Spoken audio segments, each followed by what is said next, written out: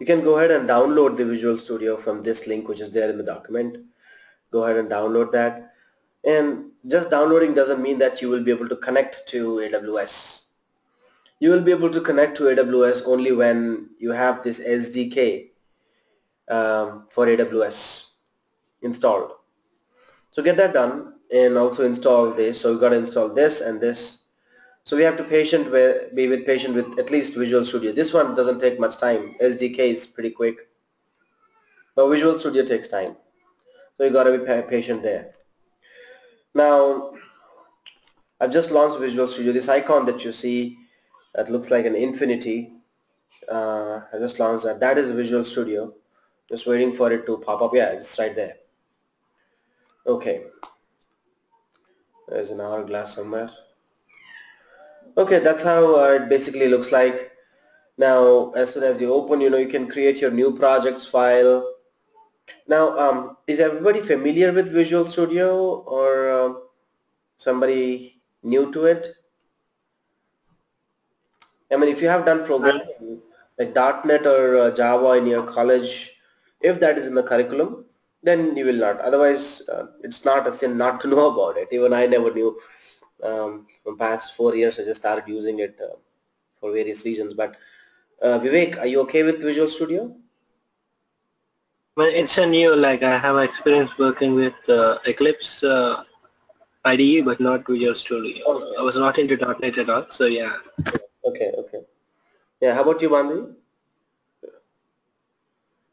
Yeah, I don't know the .NET, but I actually used Visual Studio once for a project. So Awesome. Okay. Okay. Uday, yourself? I just used for once. Okay. Yeah, we don't have to know .NET. I mean, it can compile your any kind of JavaScripts or any programming language as well. So when you click on File New, it tells you whether you want to open a project or you want to create a website or something. So when you click on a project, it may ask you, what kind of project do you want to start off with. So it got a bunch of them on the left side. You want to start writing a Python code or Visual C++ code, or is something related to databases or Visual Basic. Yeah, there's a lot of templates as well here, cloud, etc. So it's a one-stop shop for most of the developers would love to use these tools. So it will be a great tool to put on your resume. That way it's going to be impressive because certain recruiters search with those words. Nowadays organizations look for people who got skills on both a little bit of development as well as operation side. So if you know one of those languages like Python, PowerShell, .NET or Java, any language that you can use to communicate with the cloud and pull that information, that will be just great. It's not just not great, but like a feather on your hat on your resumes. Right? That's what people look for. AWS is okay. AWS is all, there hasn't been much fun. Just click, click, click and things get ready. But when you start marketing yourself, you have to have an extra edge over other people, and the only way is to have some kind of scripting knowledge where you're writing scripts to pull information. Like this is also okay. Windows R, CMD, AWS CLI, that is also fine. This is also good. So you got to have some hands-on on this, and then PowerShell codes as well. Okay. So I've installed both of these which are there in the documentation. Number one, the Visual Studio as you see on the screen. The other part is SDK for .NET. So when you install this, in the View button is a File, Edit, View. I'll see all of this: Solutions Explorer, Team Explorer, Server Explorer, SQL, and AWS Explorer. All of these are panes, different panes. So this is a Server Explorer. This is a Toolbox Explorer. On the right side, this is a Team Explorer pane, right? So if I close it, go to Start page. It's all good.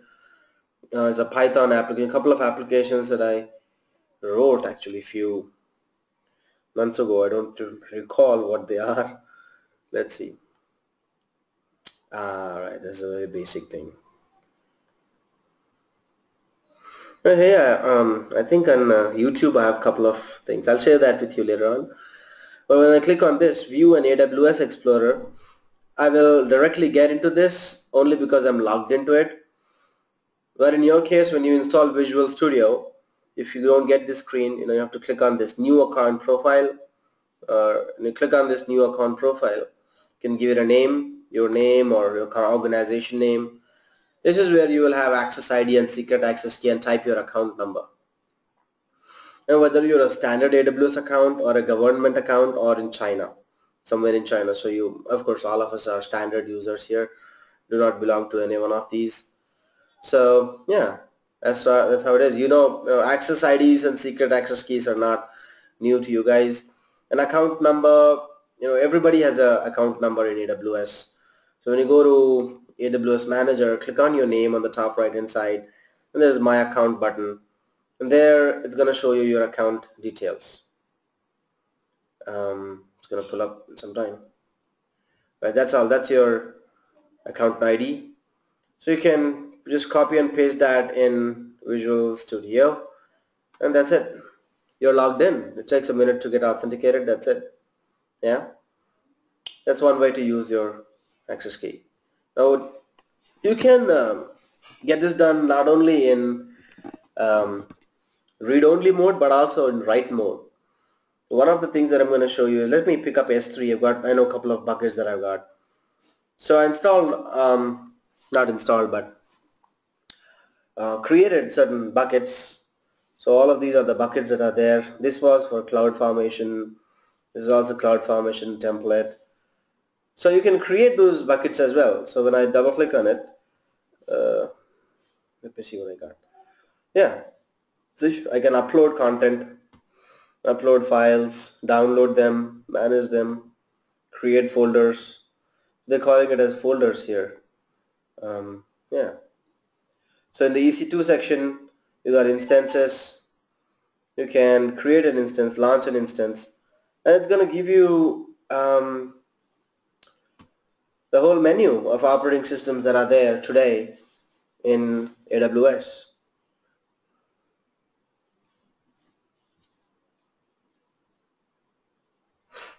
Right? So it's all here. It's got the 32-bit or 64-bit. It's all here. You can select that and you use your option show all, Linux, Windows only. All of that is right here. Right? That's another good way. You don't have to go through the browser and get things done, isn't it? Give it a name, keep a VPC subnet, select all of that. Which VPC do you want, which subnet do you want. They're done. And in the advanced options, just click on advanced. Okay, these are the images that you have. If you have any images, that's what it will show you. Okay, security groups. I mean, it's as good as browsing in the AWS screen. So you're just browsing in the AWS screen, just that the interface is different and you're connected with AMI, connected with the access keys, right? Beanstalk. So a lot of services are here. VPCs, click on VPCs and then VPCs right there. You can create a VPC, give it a name, tenancy, pick that as default, enable DNS host names, enable DNS resolution. You want a public subnet, private subnet. It has automatically picked up some of these, but you can of course modify that. You can choose this in different subnets. And yeah, I'll just leave it the way it is now. And it starts creating it right away. It's quick. It's quick. Yeah, it's doing that, see?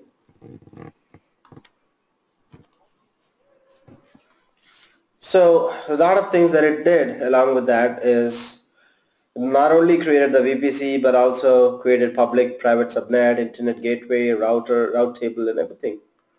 It's a one-stop shop. And it is also launching an instance, a NAT instance in this VPC. So if I go to instances, I should be able to see a new one. So I'm going to refresh that. Maybe it's going to take a while. Let's just give it some time to sink in. But that's the crux of it. You got it, right? Yeah. Yeah. There's one machine running here. That's the volume. You can right click and detach it, or you can create a new volume and attach it right there. Everything is right here. SNS, simple notification services. You can create a topic, attach an email to that topic.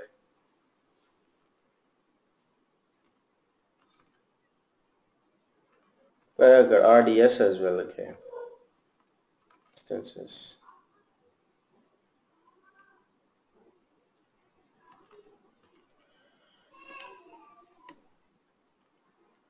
Your DynamoDB, I got 3 of these tables. CloudFront, I've got a couple of these CloudFronts running. And all of this is running in my account. And then in this identity and access management, you can create your own users. Reset the password if you like. Edit that. You can give more permissions, add access keys and policies to it. It's a wonderful thing to have, right?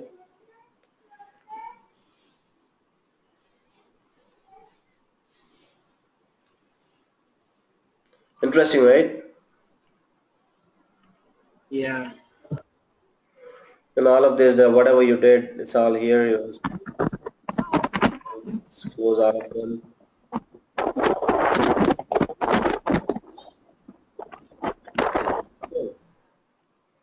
Any questions, guys? No. Okay. There are two more topics here, which are SNS and SQS that Bandhavi has asked for.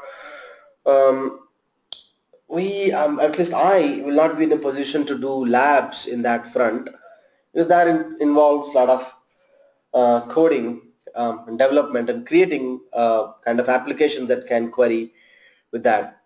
But I can definitely explain you what they are, um, especially what SQS is, what SNS is something that you already know, simple notification services. Where is that? Yeah, this one. SNS is something that you know already, which is used for emailing and notifying you when there is a trigger. But others are mostly used for in the applications, especially the front end applications. For example, if there is a e-commerce website where we purchased a product and there are thousands and thousands of users who are purchasing the product at the same time. The people who are purchasing that, they are not aware of the fact that there are thousands and thousands that are querying the web server at a particular point.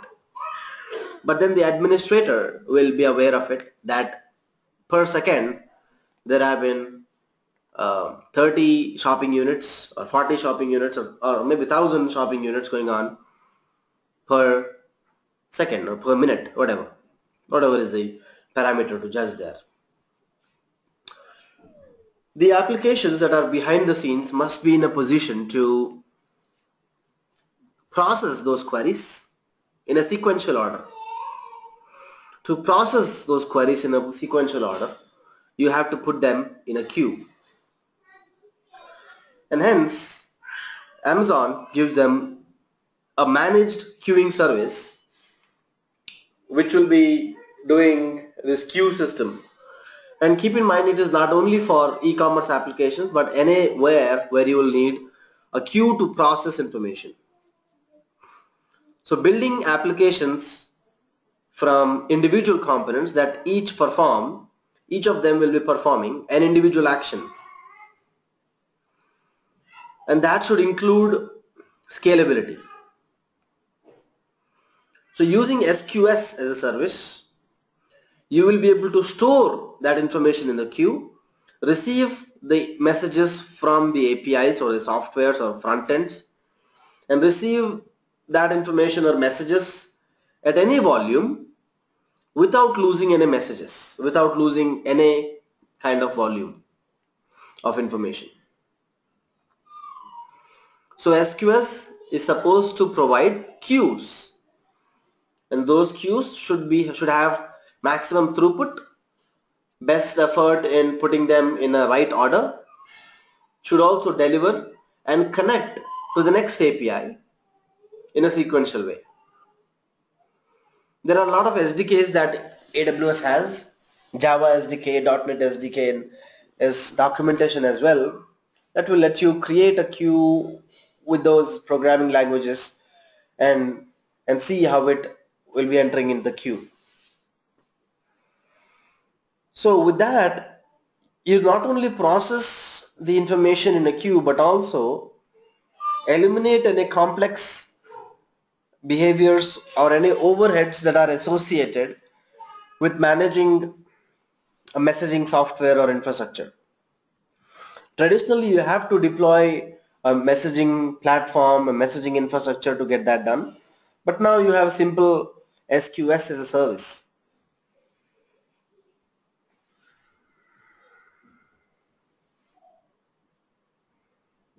Does that make sense? Yeah. Yeah. Yeah. So your couple or the application are decoupled. When I say decoupled, it's a term that people use it. Coupling and decoupling is when infrastructure is tightly integrated together, they are coupled. And when the infrastructure has very less dependency on other infrastructure, that is decoupling. So here with these kind of services, we are decoupling application components that will run individually, and they will also fail individually if they have to fail.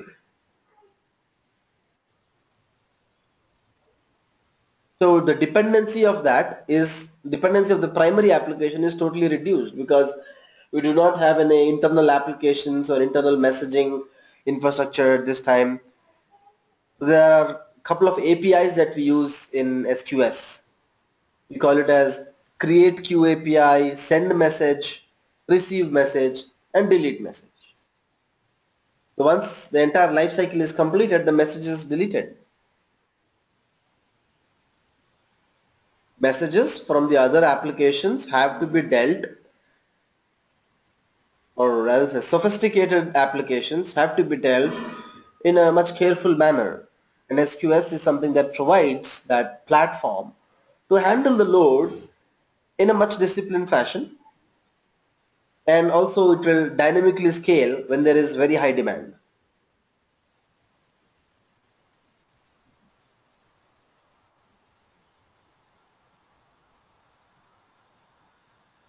Amazon itself uses SQS.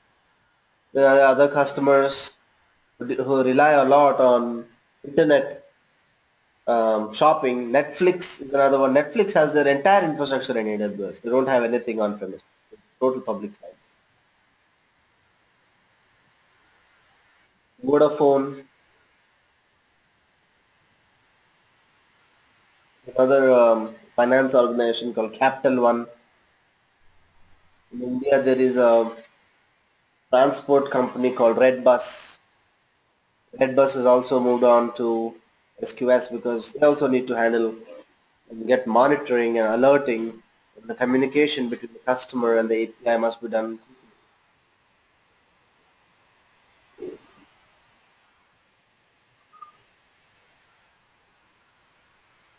Any questions?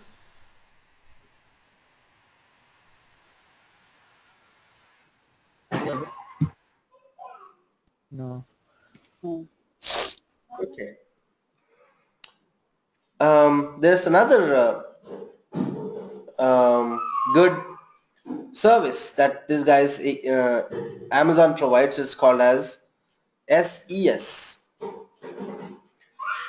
SES is simple email services.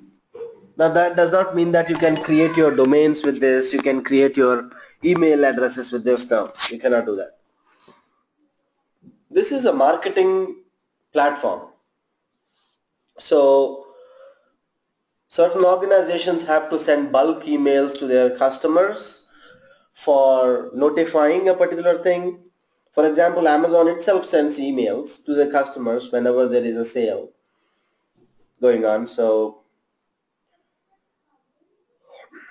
you can promote your products with this. Large customer base, if you've got a large customer base, then you need to promote your products. You can send advertisements, special offers, any other type of high quality content with your customers. But how will you differentiate between spam and an email that is coming from SES, a legitimate advertisement? Well, that's Amazon's responsibility. If a customer marks that email as spam, Amazon marks it as spam. And Amazon will not send it to that customer one more time. Right? So it's a great solution for not only marketing things, but also shipping, delivery notices, order confirmation, order status, password resets, or any other messages that you want to keep your customers notified. You can use SES to monitor your health reports and send it to your customers. So you receive all your messages. So the way it goes is all your messages are first delivered to your S3 bucket and called using a function or some program, and then they are published to SNS. That will notify the people.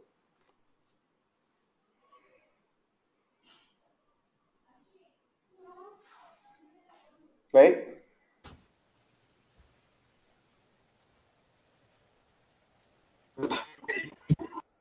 So you really have to be careful with the customers actually. So sometimes if the customers, too many customers mark your email as spam, then they even may block your account for some time. So that's one of the things there.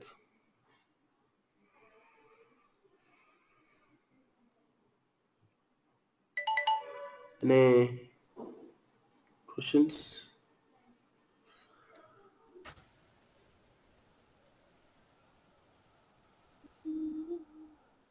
No.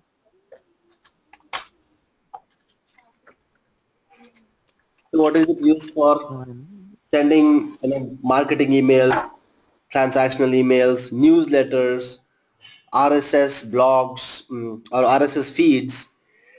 Um, and best part is that you only pay for what you use. So you'll get about 10,000 emails for free in your free tier account.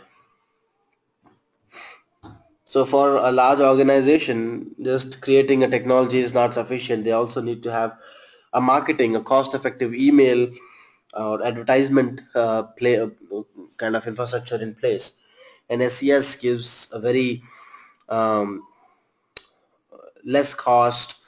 In fact, you can also negotiate the pricing with AWS on this if you have large or massive number of emails that you want to send.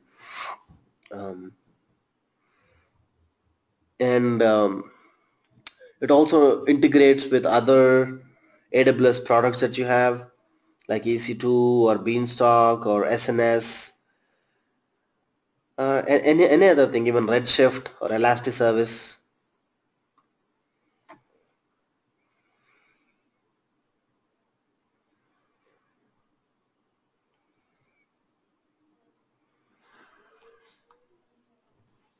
So we'll go back and take a look at what we did so far. We started with the very basics of information technology about networks, LAN, WAN, um, MAN as well as LAN, WAN, MAN, which is Metropolitan Area Network. About virtualization, type 1 hypervisor, type 2 hypervisor. We saw the examples of VMware and Hyper-V, tested certain things in Oracle VirtualBox, gave use case studies of load balancer as to how that works. National Institute of Standard Technology, what is the definition of cloud computing? The definition of cloud computing is that anything that you can access or any resource, computing resource that you can access from anywhere, from any device, at any point in time, without the minimum intervention or without human intervention, or may require minimum intervention from the vendors is what that is. So that's what NIST says about cloud computing. Then we looked at why AWS is being on the top as far as the Gartner chart is concerned.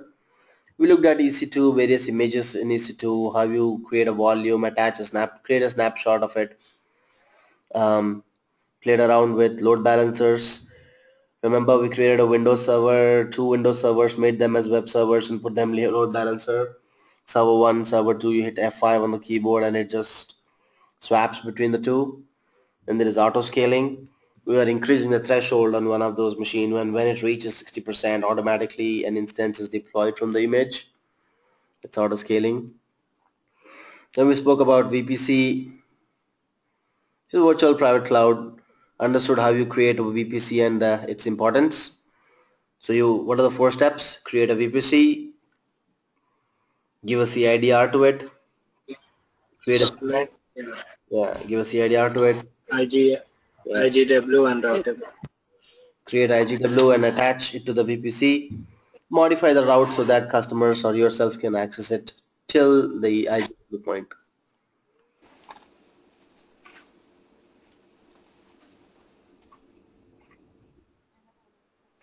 Then we moved on to identity and access management where we spoke about role-based access controls. So your permissions in AWS are defined as per your job descriptions. So if you are from infrastructure team, you just get EC2 access. If you are from the network team, you just get VPC access. If you are from the storage team, you just get S3 or storage access. Database guys, just RDS. But smaller organizations don't have much choice. You gotta have all in one person. So you may be becoming a root admin if you happen to be in a startup company. Glacier is for archival backups and retrieval. Route 53 DNS. You can purchase domains in the domain in the hosted zone section. Then there's domain management. You can purchase domains, hosted zones. You can host your forward lookup zones. Monitoring. You can do website monitoring to figure out if your website is healthy or not. Then traffic policies that will carefully point your traffic to a particular location based on geolocation, latency, failover, or to a particular endpoint. Infrastructure as a code is something we did as part of it. So that is CloudFormation, where we are creating stacks and understood how we can create your infrastructure with the help of a JSON code. You can also do that with AWS CLI. Postgres, yeah, that is part of RDS. We just did Postgres, but somewhere yesterday or day before, on Friday or Thursday, I was showing um, Microsoft SQL that was created. Then DynamoDB, something we tried. Redshift, something we accessed with JackDB, right? Workspaces used to create client-based operating systems. For that, you will need a directory. Without directory, you cannot create a workspace.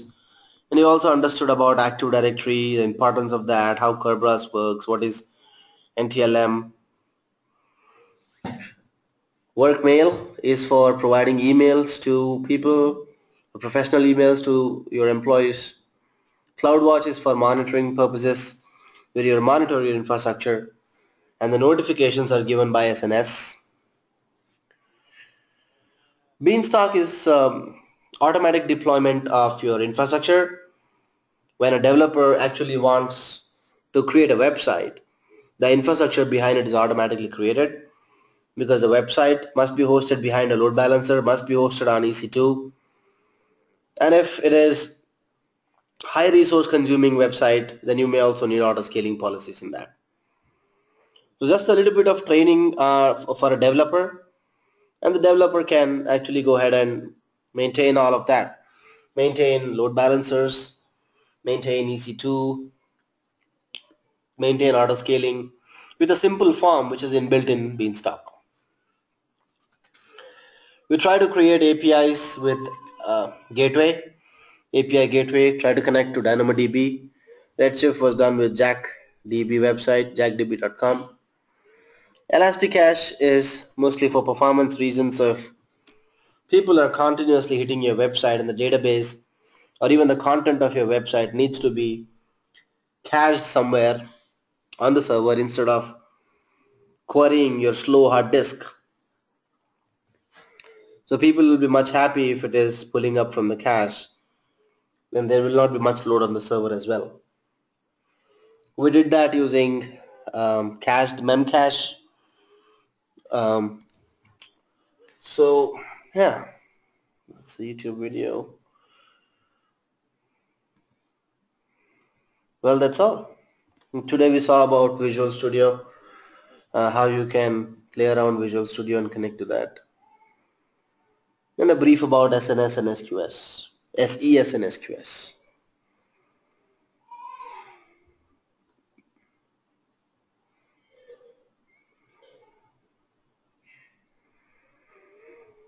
Now we want to tell you about certifications that we have in Amazon.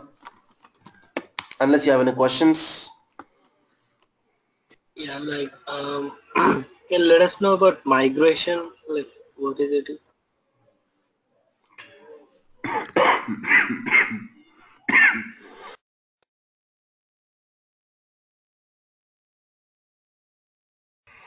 Sorry guys. Migration, this is more for application migrations that you want to do from on-premise to your cloud, or from cloud to cloud, from database to database, and to migrate your on-premise infrastructure to that to the cloud platform is what migration will be used for. It is a new service that has not been there till November. So before that, how people used to do when cloud migration was not present. So if you have a business already running, up and running, and you got databases with tons and tons of data, how will you do that? Well, it has a simple export and import button. Every database has an export and import, which we did like this. Where is it?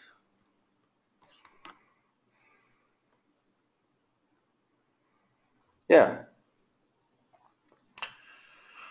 So you can essentially import it from an CSV. So a database can be exported into a CSV and also can be imported into a CSV. That's about databases. How about storage? If there is a file server located somewhere, how do you do that? How do you sync up your file server to S3 bucket? Well, there is a command line, cmd. Uh, you write this command called AWS S3 and then say sync, and then you write source folder and the destination bucket. That's how you write it, right? So if you look at AWS S3 commands and say help, hit enter, that's exactly how it will say. So your local content on that server can be migrated to the S3 folder, or even Glacier for that matter. So you sync. Sync is different, copy is different. So there is a copy and there is a sync. Sync will do a delta sync. Copy will copy the whole content and try to overwrite what you have. So if you are syncing every day and you have 1 GB of data on your file server, it will copy the whole 1 GB to the S3 bucket. But sync will synchronize only the content that has been changed since the last sync or since the last copy. So it is a delta sync, right? That's what delta is, a change in the content on the file server, right? Oh, Now that's how it is. Now why do we need migration services or specific migration services? Um, Honestly, I've always used traditional tools to migrate. So far, I've got an opportunity to migrate um, an instance, a virtual machine, and about 400 GB of file, 400 GB of files from the file server to the S3 bucket, right? Now, the challenge was the speed.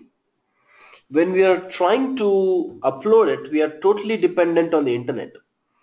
And uploading content which are as, let's say, the highest size, I'm still, say uploading about 20,000 files, which are total aggregated to 4 GB. All of them are about 4 GB, and one of them, I was saying 400 GB, right?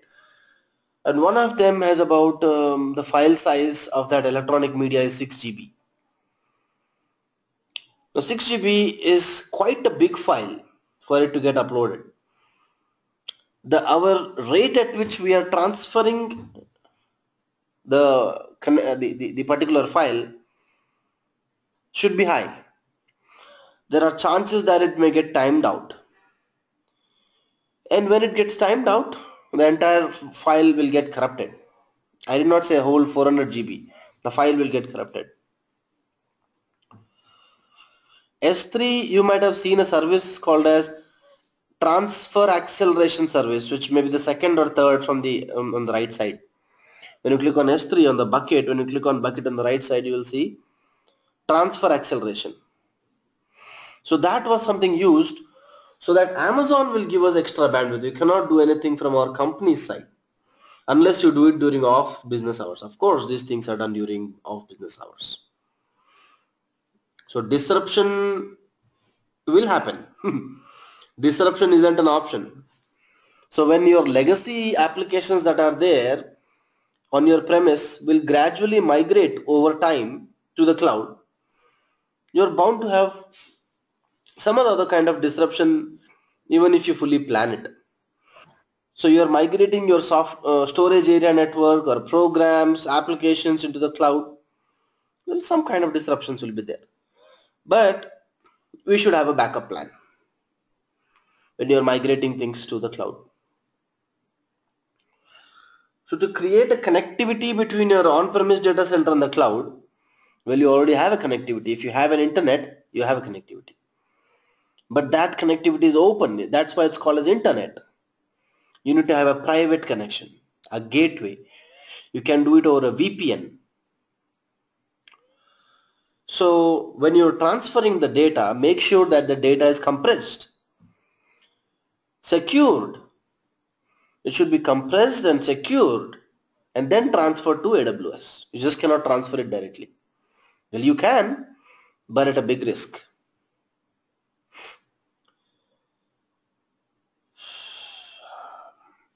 So even these services like these, the migration services like these, they are providing to ensure that your data has enough integrity, confidentiality, and availability. As far as your data is concerned, it should have all three of these components. It's called as the CIA triad. Take a look about that when you find time. C stands for confidentiality. Integrity, Yeah. reliability. Yeah. Did I write this in the notes? Yeah, yeah. Ah, so these are the services that are making sure that your data has all three of those factors. That's what it means.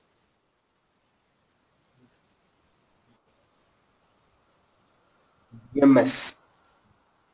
Like I said, I've not been through all of this. I've been through um, traditional way to migrate the content to your, so DMS is database management services, just migrating the databases. There is Snowball, which is increasing the efficiency or the speed at which it transfers the content to the cloud. What's the other one? Yeah, Snowball. And server migration, maybe physical server migration as a virtual machine. a virtual machine to instance. Yeah. So it converts your server to an image. Right? You have to download. Yeah, I was telling about this. You have to download this file onto your virtual machine or a physical machine which is on your premise. MD5 is a kind of hashing. It's not encryption.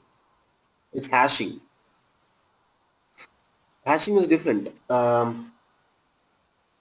once you do that, you have to follow through this view connectors and get that set up on your machine first. Once that is set up, from there you can upload the whole machine as an AMI into your cloud. Once you have an AMI, that's it. You can create an instance out of it. Your machine is ready. They are providing a connector to migrate your infrastructure to the cloud. When I say infrastructure, it is specifically virtual machine. The server migration is doing instance migration or virtual machine migration. DMS is doing database migration. Snowball is just making sure that your rate of speed at which the speed at which it is uploading, transferring is fast. What is AWS IoT? Could you please tell us? Sure. You know about IoT? Do you know about IoT? Forget about AWS IoT. No, I just know the Eh, full form. That's it. Anybody knows about IoT? No. No. Okay, okay. It's a great subject, you know. I think one of those days I was when we started the class, I was telling about this small components called Raspberry Pi and Arduino chipsets. Did I? Yes. Yeah. Yeah. So these are very small components, very small machines, I would say. Not even machines, something that can process, right? Let's say you have a washing machine at your home. Not let's say everybody has it these days. That's become a necessity. Who would like to wash hands with clothes now? Sorry, wash clothes with hands. That's close. You caught me there, man. You caught me. Anyways, so um, you have a washing machine at home. That is a small chip. You press buttons, and then it does its job. Great. But once it is done, do you get a message that it is done? No. We have to go and manually do it or switch it off, or maybe it just creates some noise or a sound, and that's when you are getting alerted. That's one way of getting alerts, where there is a noise or some musical sound that is coming out. Um, Refrigeration is another aspect that has a lot of electronic components as well. So when you're cooking, you have to keep an item in the fridge for exactly 45 minutes, and that's when the state of the liquid will become into a kind of solid or semi-solid, and that's what you want when you're making a jelly. Jelly should not be hard, should not be in liquid form, it should be semi-solid. And for that you need particular temperature. I'm just guessing, I never made it.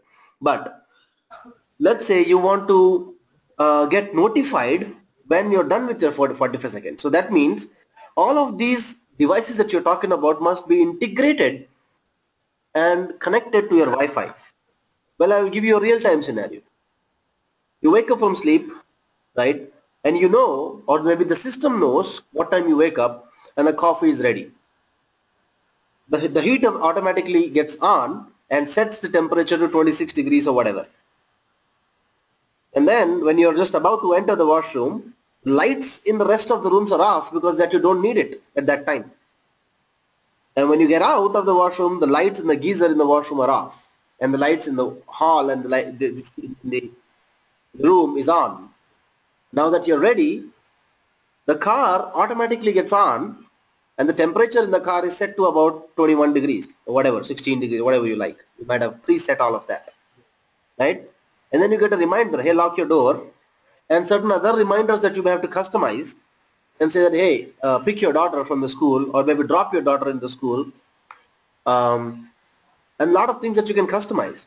So moving forward, as you go, it tells you that There's a traffic in this lane, don't take this route, go through a different route. And then when you reach office, it tells you the best parking slot and also tells you which lift out of the 10 elevators is ready for you and which one is empty. Because all of these stuff that I was talking about, these are all things. They're all things. Car is a thing, light is a thing, uh, elevator is a thing, cool is a thing. And when you connect all of these things to the internet, they become Internet of Things. And they will notify you based on what you configure. An Israel-based engineer made a small device that would make a farmer lazy. So the device will automatically sow the seeds, water the plants based on the temperature and the humidity in the ground, and will give it exact amount of water it needs as per its age.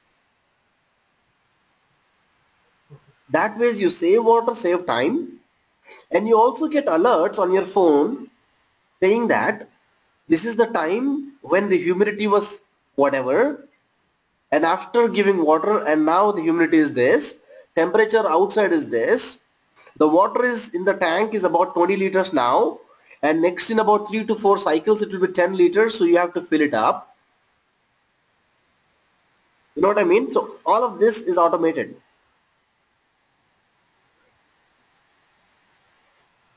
So all of this information, when it is being gathered, humidity, temperature, your likes, your dislikes, all of these are being stored and represented in the form of graphs. They have to be represented somewhere. And best place to store information is cloud. So AWS IoT stores all that information.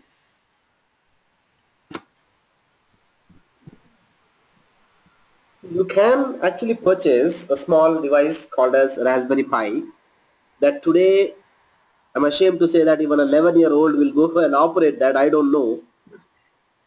Well, they have been taught. I was not taught. That's it. That's the difference. But I saw an 11-year-old guy in the UK making devices for the community, for the social cause or whatever. But they had the intelligence to go ahead and make it. It's just that they are exposed to that kind of environment and circle where they have that learning curve. But who's stopping us? So basically go pick up a small Raspberry Pi, which is exactly $35 in the market, online and offline both, and then buy a breadboard and then few sensors like humidity sensor or temperature sensor. Once you put that, the temperatures and all of that will automatically, you have to write a small Python program in Raspberry Pi that will upload the temperatures and humidity and whatever you want to do. It will get uploaded into AWS IoT, and then you can get alerts in your phone using SNS, etc. That's what IoT is.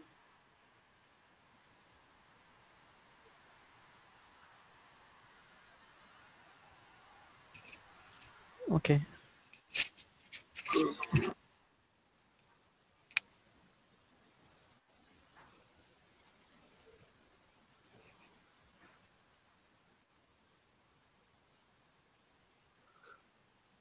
Any other questions?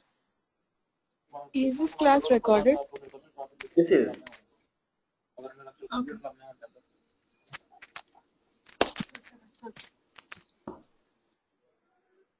It will go in the same folder.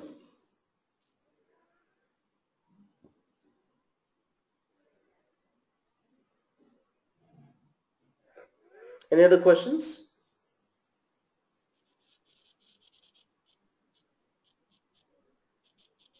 No, from my side. Okay, if you have no No, questions, yeah, go ahead please. no questions. Everybody?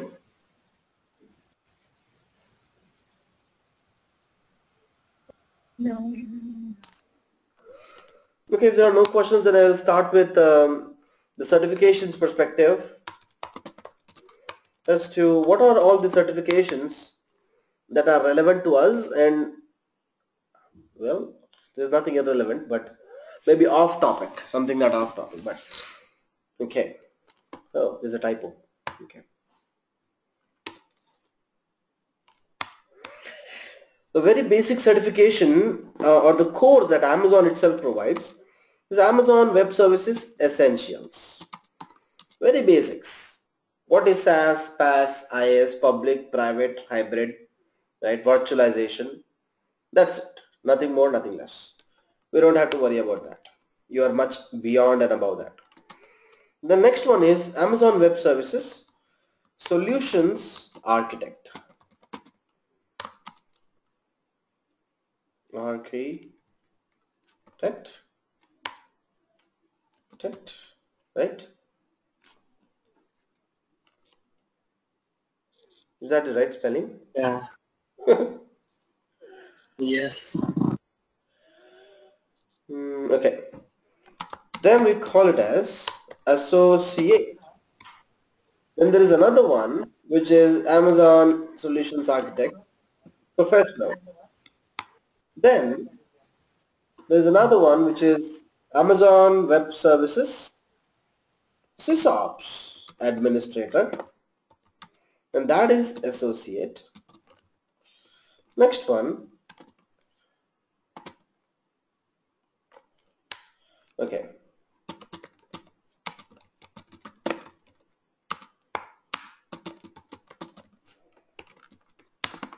The next one comes at next level, which is professional. The course that we covered so far covers the concepts of Solutions Architect Associate, Solutions and SysOps Administrator Associate. You will be able to do all of this. SysOps. SysOps is more into practical and not in theory. Solutions Architect just gives you an overview of what are all the components that you have, how they tie together, how they provide value to the business, cost cutting, etc. Hey, by the way, did I tell you about cost calculator? No. Very good.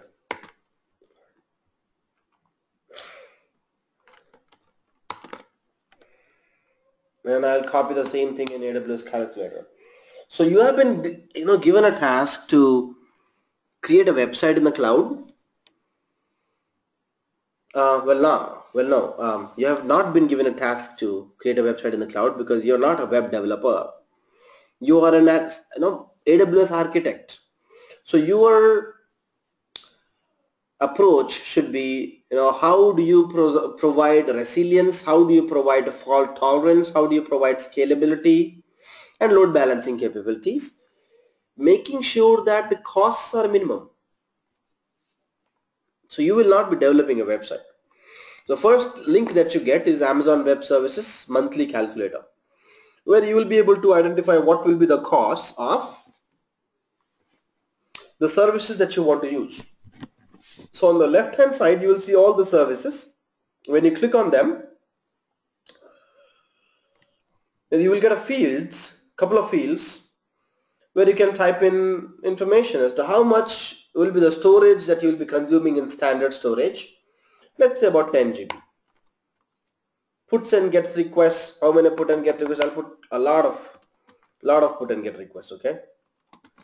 And as you see on the top right hand side over here, the numbers are changing. Okay. And how much of data transfer is 20 GB per month. Data transfer out is also 20 GB per month. Data transfer in, let's say I'm uploading and downloading a lot of information, 50 GB. And I'm also using CloudFront, so I'll put that 200 GB, 4 times that. In the worst cases, I'm using 1.84 if my website is hosted in Virginia.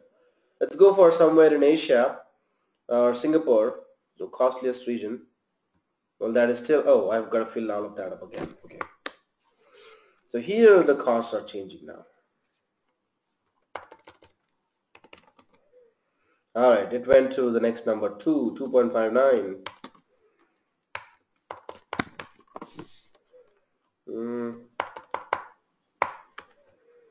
All right. So in Asia, of course, it is higher because we don't have much space. Right. So if you host a website in US East Coast, you'll pay about $2. The same thing that you do in Singapore, you'll do $6.7. Of course, Singapore is an expensive place. Can't buy a car there. It's an expensive place, and like that, the cost of living is high. Hosting is also high. Everything is directly proportional. Similarly, you can do the cost calculation for all of this. So as a architect, you should design things for scalability, for resilience, fault tolerance, and making sure that you have disaster recovery solutions in place. Also provide the cost to the customer so that they are aware how much will they be spending per month. Add 10 to 20% of this monthly bill, because these numbers will again vary. Okay. So as far as this training goes, you will be eligible to write this one or this one, because we have done most of it.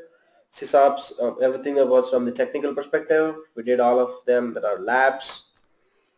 Well, that's all I got so far. Nothing much.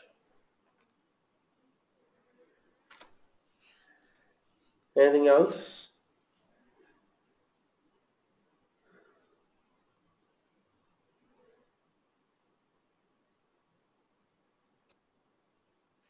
Uday?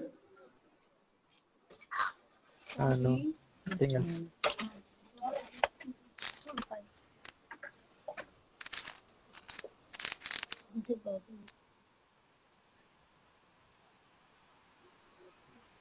Okay then. With your permission, we'll go ahead and wrap up the class. You got my email address now. Get in touch with me if you got any questions, anything that you want guidance on. I'll be happy to do that. You want help in making a resume or clearing up certain doubts or doing a lab, or you want to share your screen and show something whenever you want, let me know and I'm happy to jump in. Yeah, like so we are still working on the project actually. So is it somewhere that we can host a class the same like this one day, so that we can show a demo, or if you have any doubts, so kind of thing. I would really love to do that. If you have any questions or doubts, please do let me know. Absolutely. So just want to know your availability, like you'll be available in the same time any Oh, day, like in the yeah, weekdays. yeah. I'm either in this room cooking or teaching. Two things that I do, teaching and cooking. That's it. So when I'm not teaching, I'm cooking, and of course I do teaching after cooking. So, and the reason when I came 1 hour late because I was cooking. So yeah, like give me a heads up like a day. So your night whenever you sleep, right? Give me an email or something, or buzz me on WhatsApp or something. That ways we can take it off from there. Shouldn't be a problem at all. No problem. Thank you.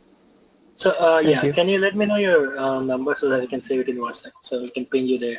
It's a little faster. Yeah.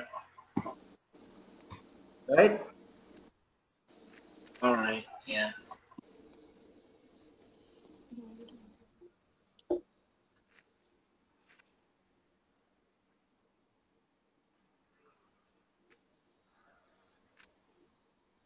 And whenever I get an opportunity or get some white papers or documents or videos that I may create, I'll share it with you as well. Since I have your email address, I'll spam you. Okay? Okay. Yeah, please. Yeah. Yeah.